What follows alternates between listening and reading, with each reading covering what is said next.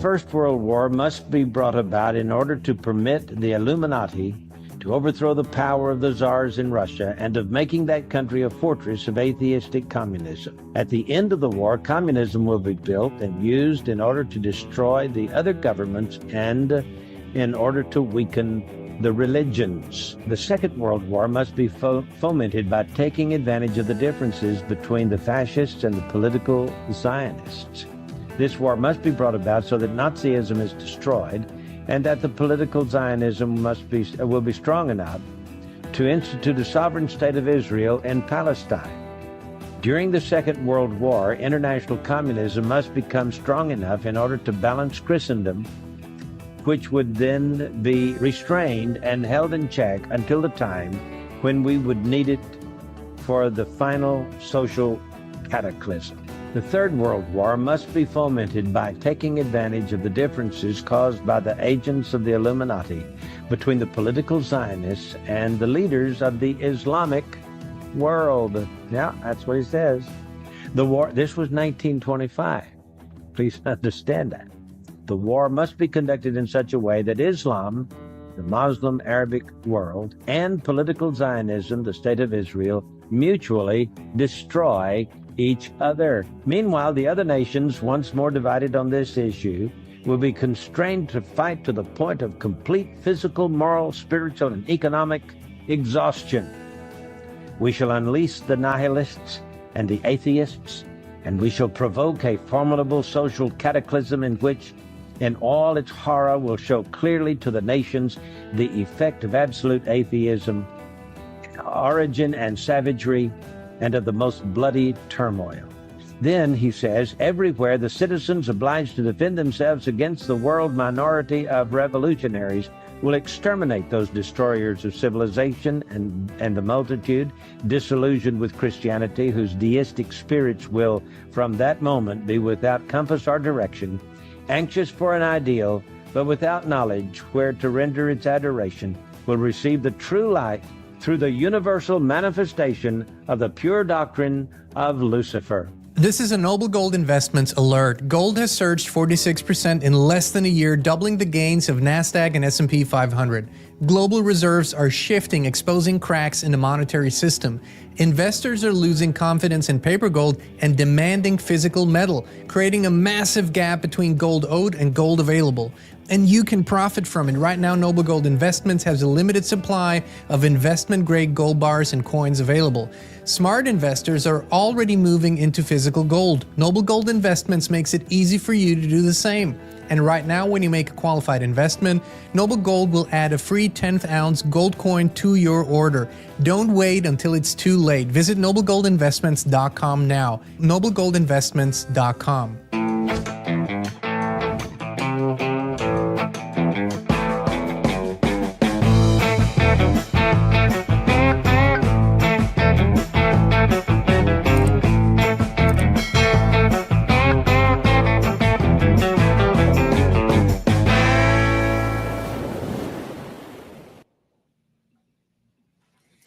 Hey, Inspire Tribe, my fellow freedom lovers. John Nolan here. Thank you so much for tuning in. It is Monday, March 31st, 2025.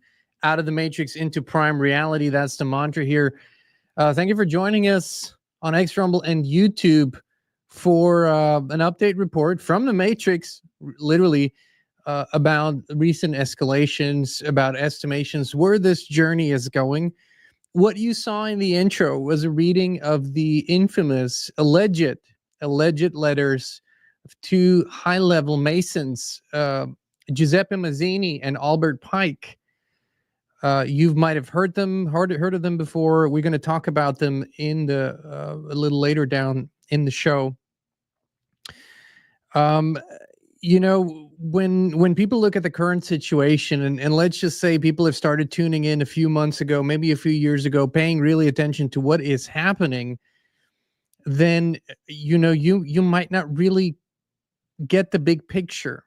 And so we're going to look at everything like we always do from the end. What is the end goal of those who are still steering this ship? Now, granted, their power has been weakened. Granted, more people are awakening. but the ship is still going in that direction. And here is a little compilation of recent significant statements when it comes to the war theaters in the world today. And when we say theaters and when we say the world stage, yes, it is true. This is all orchestrated. But nonetheless, the suffering of the people, the fighting, and all of that stuff is real. But it doesn't have to happen. It is orchestrated. It's not a natural, organic conflict between people. It is a maneuvering on the world stage to shift things around the way that it's desired. But let's watch this compilation here just for a couple of minutes so we get a little bit of an insight into where we are in this. So it also depends on his age. He will die soon, and that's a fact, and it will come to an end. And it could come to an end even before he ends his absolutely safe and historically losing life, historically lost life.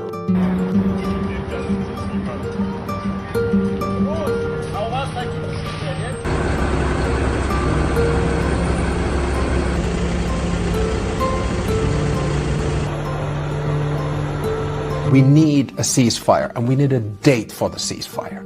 And that date should be the 20th of April. And if President Putin, who's the only one who's not accepting a ceasefire, because Americans wanted, the Europeans wanted, the Ukrainians wanted, if he doesn't oblige by the ceasefire, then we should go for a colossal set of sanctions coming from the United States and Europe. So this is Europe's moment, and we must live up to it. Now, the last two areas of action aim at mobilizing private capital by accelerating the Savings and Investment Union and, of course, through the European Investment Bank. Europe is ready to assume its responsibilities. Rearm Europe could mobilize close to 800 billion euros of defense expenditures for a safe and resilient Europe. This is a moment for Europe, and we are ready to step up. Zelensky, by the way, I see he's trying to back out of the rare earth deal. And if he does that, he's got some problems, big, big problems. We made a deal on rare earth, and now he's saying, well, you know, I want to renegotiate the deal. He wants to be a member of NATO. Well, he was never going to be a member of NATO. He understands that. So if he's looking to renegotiate the deal, he's got big problems. Iran is very high on my list of things to watch. And as you probably know, I sent them a letter just recently. And I said, you're going to have to make a decision one way or the other. And we're going to either have to talk and talk it out, or very bad things are going to happen to Iran. And I don't want that to happen. And I don't say this through strength or weakness. My big preference is we work it out with Iran. But if we don't work it out, bad things are going to happen to Iran. As my predecessor said, I condemn anti-Semitism on the right and on the left. I'm an equal opportunity condemner of anti-Semitism. You're alluding to Candace Owens and Tucker Carlson. Yeah, none of them are any good on the right. On the left, I don't like any of these anti-Semites, and I'm not shy about it. But the government, the United States government, or the government of France, or the government of any other country, has the power to rein in anti-Semitism in a much more effective way. And you know, people say, well, you know, the governments are not in the business of changing the way people think. That's true, but, you know, to my thinking, most people who are, you know, anti-Semites, most of these people running around, we're not going to win their hearts and minds, because they don't have hearts and they don't have minds. So, you know, how are we going to, there's no reason to think we're ever going to convince them, but we can deport them, we can put them in jail, we can make their lives miserable, we can cut off their funding, and that's what the Trump administration is doing for the first time. By the way, this last statement was by former Ambassador Friedman, former ambassador to Israel and long-term attorney for the Trump group. Let that sink in, especially if you consider that it is now considered anti-Semitism to criticize Israel, to, you know, even allude to the possibility that they are involved in, let's just say, stuff like the JFK assassination or 9/11. It's becoming very problematic. As a matter of fact, I was warned recently not to criticize the government or any government, that it's becoming increasingly dangerous to do so. But here's an interesting fact about that. The rumblings, the preparations for this third massive conflict have been going on for decades. We're not talking about current world leaders. As a matter of fact, when Putin got his first term in I believe in 1999, when he got elected for the first time, virtually none of the current leaders were in leadership position, whether it's in the EU, whether it's in national governments, in the executive branch, in the United States. No one in Europe or the United States, except for Viktor Orban, the Hungarian prime minister, is the only one who was back then a leader and is a leader again. But other than that, no one was there. Yet the course has not changed. More and more and more over the years, the rhetoric was in the West constantly against Russia. Constantly, without fail. Yes, then they had a meeting and then they had, but that's the rhetoric. So what I'm saying is that the forces who are driving this, who have been planning this, are not the forces in politics. That politics and politicians are merely tools, sometimes puppets, whatever you name it. And every now and then you have an exception where someone makes it to a significant role that has, some sort of intact brain and heart, but rarely. More or less, they're simply tools. The propaganda for war in Europe has been going on for a few years now. We have our ear to the ground in Europe very closely.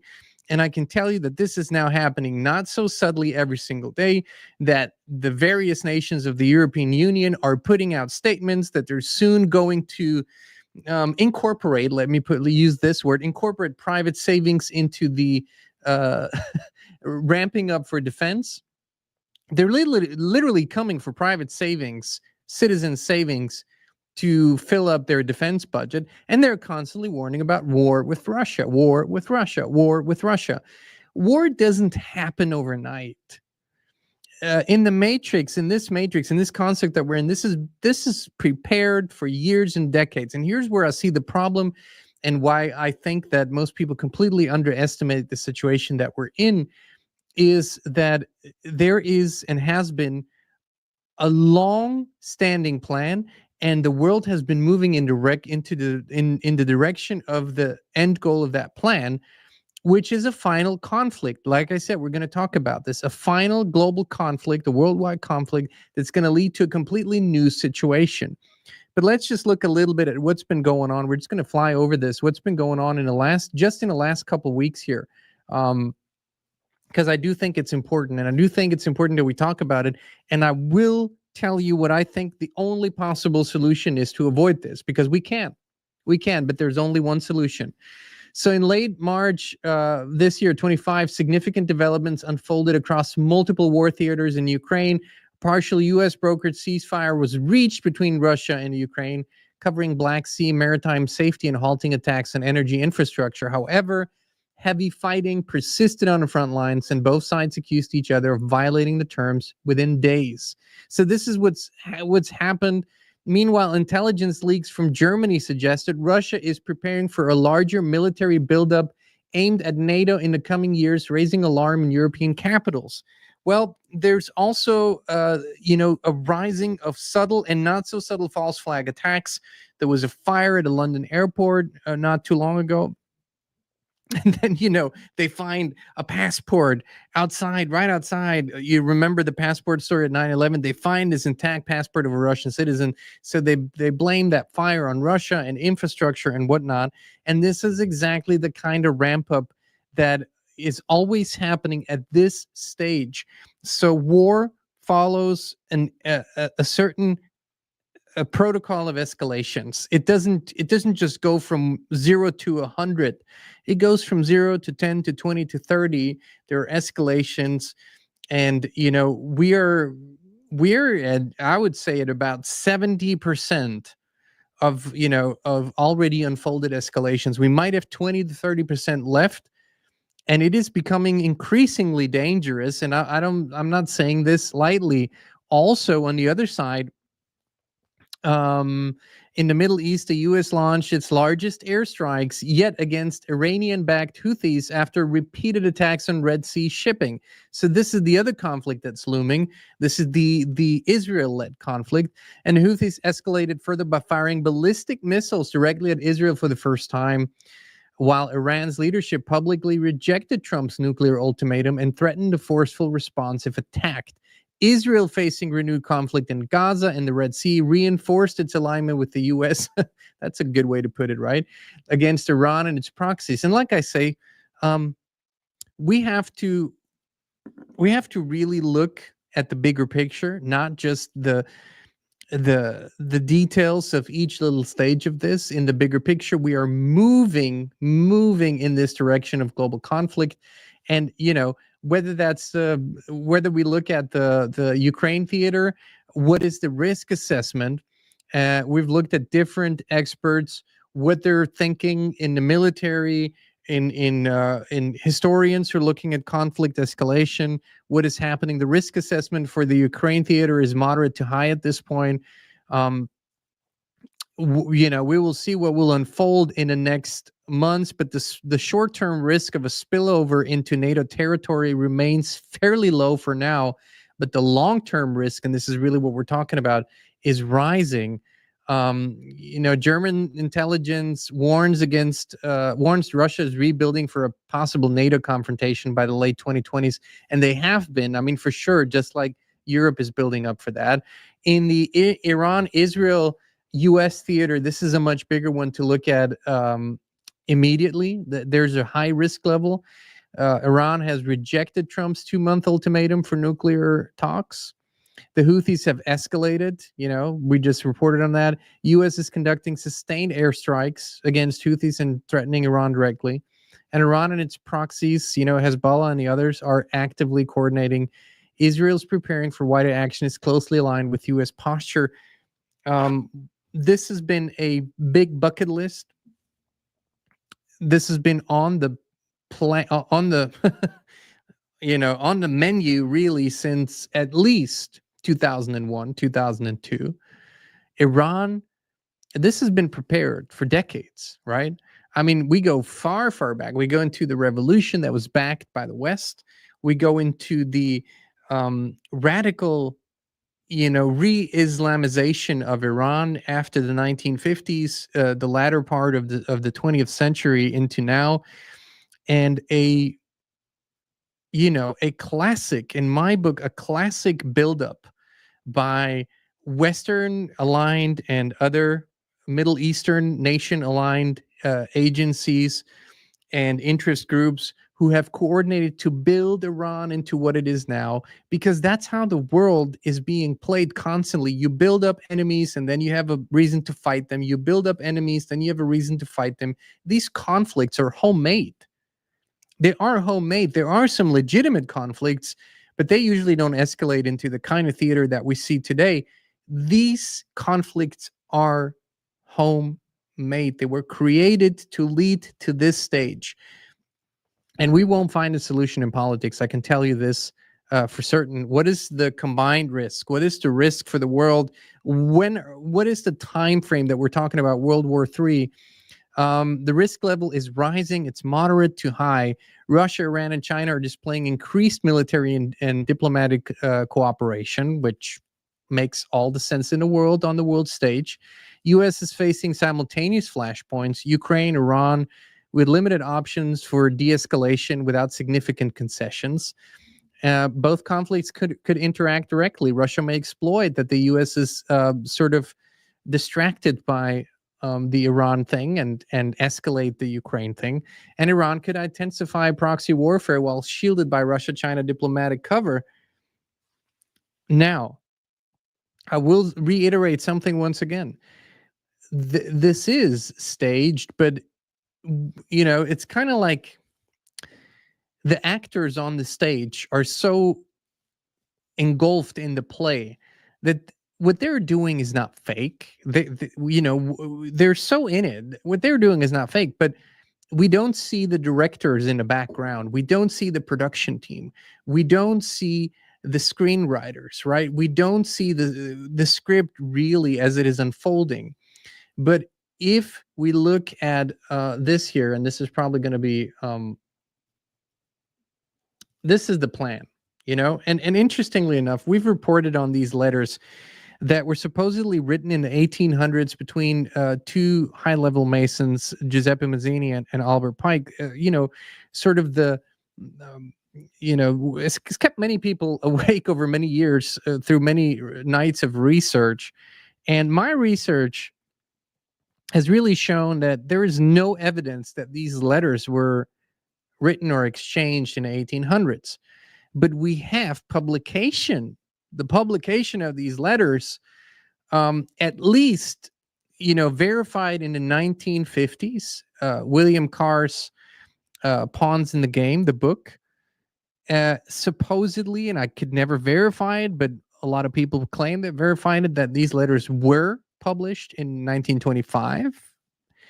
Be that as it may, even if the letters appeared for the first time in 1953 or 54, it would still be pretty amazing because of the projection of the third conflict, the Third World War. So these letters that were supposedly exchanged had the plan for 3 world wars, the first, the second, as you've seen in the intro, and it was exactly described how they were going to play out. Now, the third one is the one that's interesting, because I can confirm that this was published for the first time in the 50s.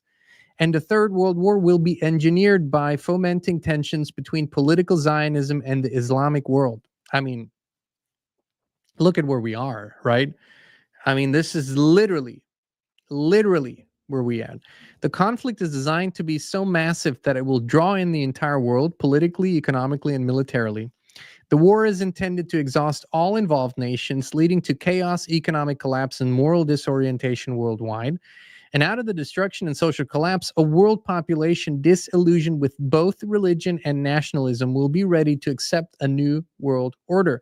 This new order, alleged, will be built upon the pure doctrine of Lucifer, in Pike's alleged words, meaning secular humanism, global governance, or a one-world religion, depending on interpretations. The final goal is to make humanity voluntarily embrace the system after suffering from the horrors of the artificially created conflicts. So this is what was alluded to in the letters.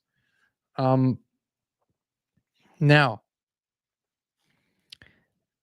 studying all the organizations that are in the background,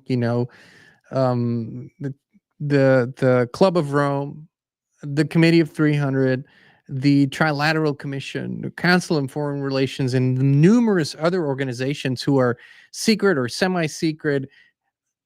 Looking at the big picture, we know that this is the plan. We know that this is what they've been working on for a very long time. We know that they believe, these people believe, that that's the only way to achieve this, is to combine biblical prophecy and to combine the big fights between religious groups and political and national interests, to put that all into, use that fuel, put it in the fire and let it explode, and then afterwards introduce this new system. So, is the solution to be found in politics? Well, it's 2025, and the answer would be no. Because like I said, even though the political landscape keeps changing, the general direction does not.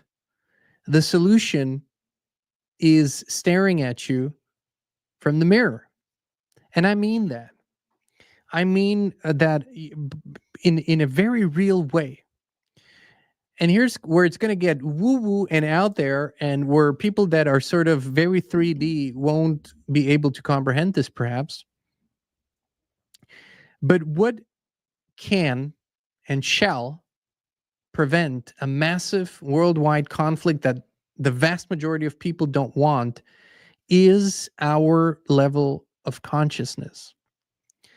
So it has been measured and studied and was proven that a high level of consciousness, a high consciousness field, because it expresses in the environment, can change and compensates for others who have a lower level of consciousness. It's a concept called consciousness compensation, which means that if you study modern consciousness researchers like the late great Dr. David Hawkins and his work, is that one person that reaches a certain high level of consciousness on the scale of 0 to 1,000 that he developed, specifically above 700 on that scale, compensates for millions that are below 200. What that means is that when we raise our consciousness, we have a direct impact on everything, whether we know it or not. We could be tucked away in the woods somewhere, not have any contact with the world, but because we vibrate at that high level, it has an impact on everything, because ultimately we're all connected and everything is connected. So the biggest solution will not come from politics, but we can, with our consciousness, affect that. And that is, that is one piece of the puzzle. Specific action and making that level of consciousness visible to others, palpable to others, is important, I think. So one of the things that has been missing from these conversations is that most people in Europe, for example, have very little contact with the people of Russia. And even more so, most people in America have very little direct contact with the people of Russia. And I think we'd be surprised if we had more conversations or more ways to see each other, and this was done on purpose. If we had more ways to see each other, we had more ways of appreciating each other, and we would realize that they don't want war, we don't want war, it's all bullshit, orchestrated by a few people. So we have to open those lines of communication, which have been closed for a reason, right? There's a reason why there's very little overlapping of social media, overlapping of video platforms between Europe and United States and Russia, for example. But we can make that happen. And we could sort of put our hearts and our minds together and think about ways how we could interact in a way, how we could make each other more visible and start connecting. Because when a movement and when a coherence happens, and when we can connect from an American heart to a Russian heart, from a Ukrainian heart to a Russian heart, from a German and Italian heart to a Russian heart, believe it or not, those connections have an impact, actually a quite big one. And that coherence and the combined levels of consciousness can absolutely affect and change the course of the future. I wholeheartedly believe that. I don't believe that any of the bullshit prophecies that have been put out there on purpose for a very long time has to come to fruition. I don't think that a major conflict has to come to fruition, but it is up to the people to reject that thought form, reject that quote unquote certainty. Because what is really competing, and always is competing, are an advanced version of ideas, which is an elemental thought form. An elemental thought form is something that is constructed in the mind of usually a group of people, and it's being intensified to the point where it becomes a thought form that can be transported to millions through movies, through books, through social media, through everything.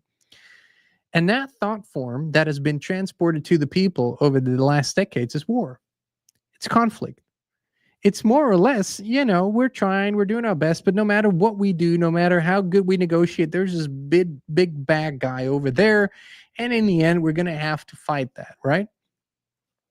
That is a thought form. That's an idea. It's not a certainty. So what can compete with the thought form is a better one, is a stronger one, that is a different vision. And that can only be created in the hearts and minds of the common people, because the quote unquote leaders, if they're not completely corrupted, they are engulfed in an artificial information system, which is a huge problem.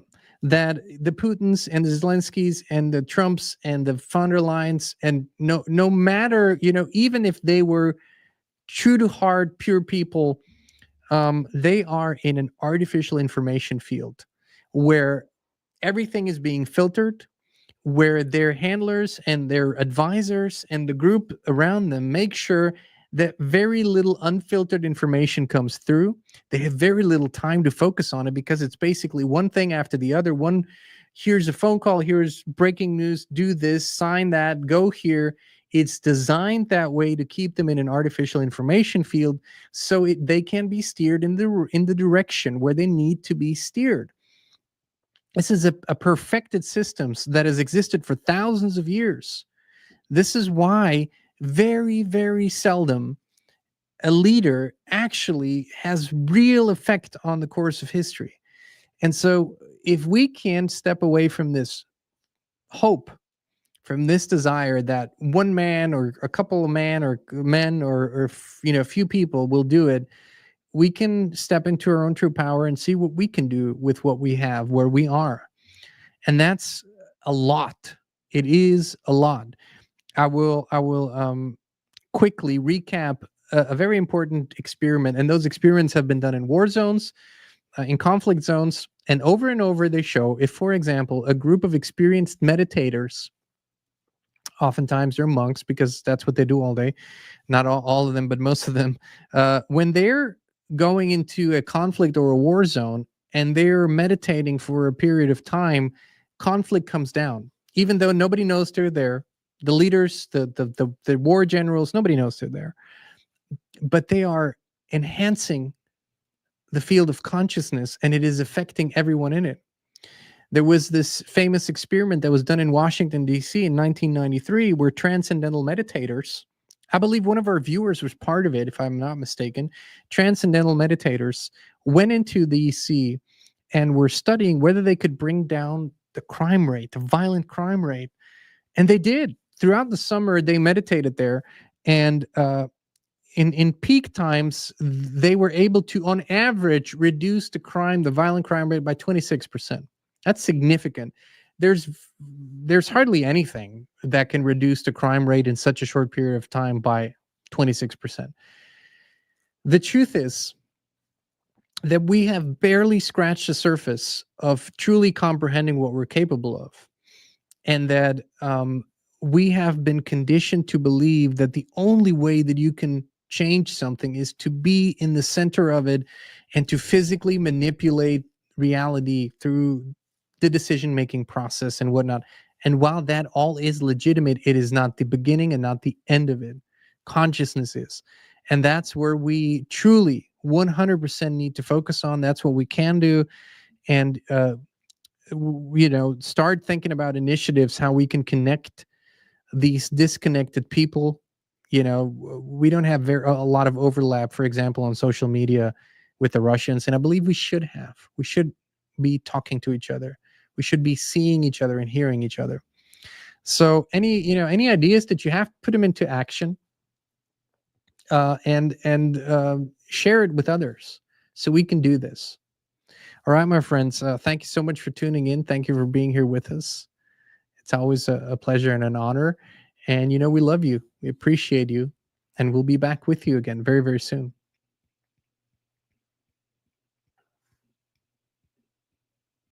Listen, right now, you could be only a few clicks away from experiencing something amazing, something that has changed thousands of lives all over the world. I'm talking about a high consciousness field similar to those at pilgrimage sites and sacred places. It's where people go to heal, to connect, and to become the best possible version of themselves. With FLFE, you can bring such a high consciousness field into your home right now. It's a spiritual quantum technology based on the work of Nikola Tesla. Better sleep, more energy, greater well-being, improved finances, electrosmog mitigation. These are only some of the things people on the FLFE service are experiencing. Try it now for 15 days completely free of charge, no credit card needed. Just click on a link down below to start your free, no strings attached FLFE trial right now.